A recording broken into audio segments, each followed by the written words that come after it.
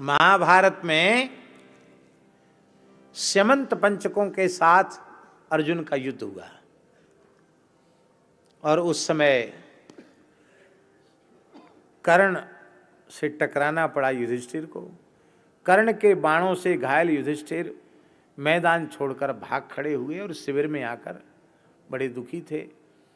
अर्जुन को पता चला, भगवान श्री कृष्ण से कहा कि जल्दी शिविर में ले चलो, युद्ध में नहीं जाएंगे। कुरुक्षेत्र में स्यमंत पंचक क्षेत्र है जहां पंचकों के साथ युद्ध हुआ है। तो अर्जुन आ गए, युधिष्ठिर बैठे। वाह वाह गांडीवधारी अर्जुन, मैं तुम्हारे ऊपर बड़ा प्रसन्न हूँ।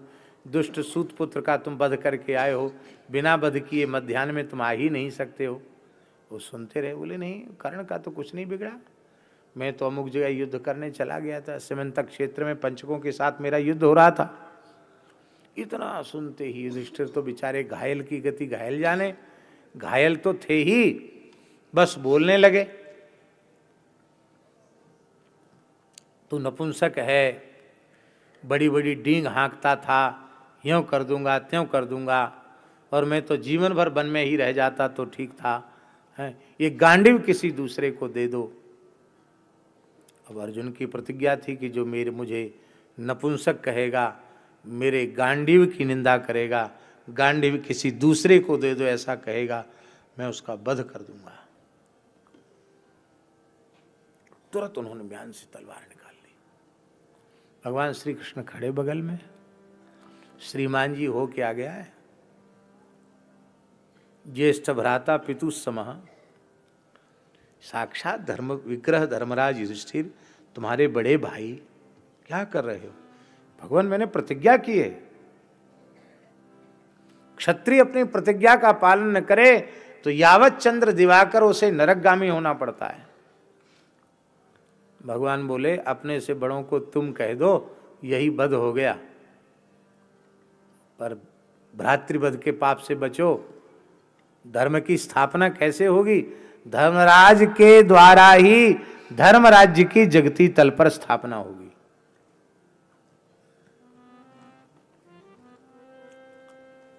और मेरी आज्ञा का पालन भी तब युद्धस्व विगत ज्वरा,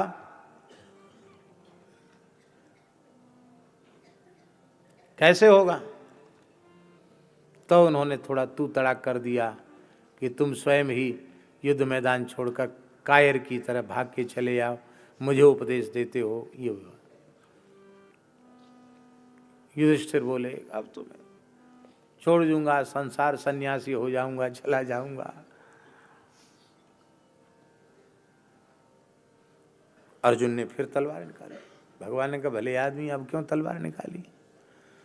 कि मैंने दूसरी प्रतिज्ञा की थी कि जिस दिन मेरे द्वारा अपने पूज्य जनों का तिरस्कार हो जाएगा उस दिन मैं जीवित नहीं रहूंगा। भगवान बोले पहले पूरी लिस्ट हमारे सामने व्यक्त कर दो, कितनी प्रतिज्ञाएं कर रखी तुमने। हाँ, एक का समाधान किया तो दूसरी समस्या सामने आ गई। बोले नहीं महाराज बस अभी तो यही ध्यान में आ रही है। अच्छा तो ठीक है, तुम अपनी बढ़ाई कर दो, तुम अपनी प्रशंसा कर दो तो आत्मवध हो जाएगा।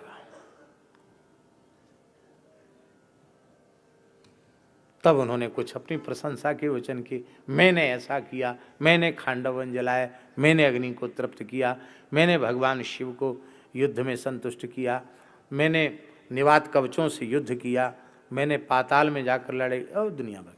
भगवान ने हाथ दबाए, बस रहने दो रहने दो, बहुत हो गई बड़े, ज्यादा मत।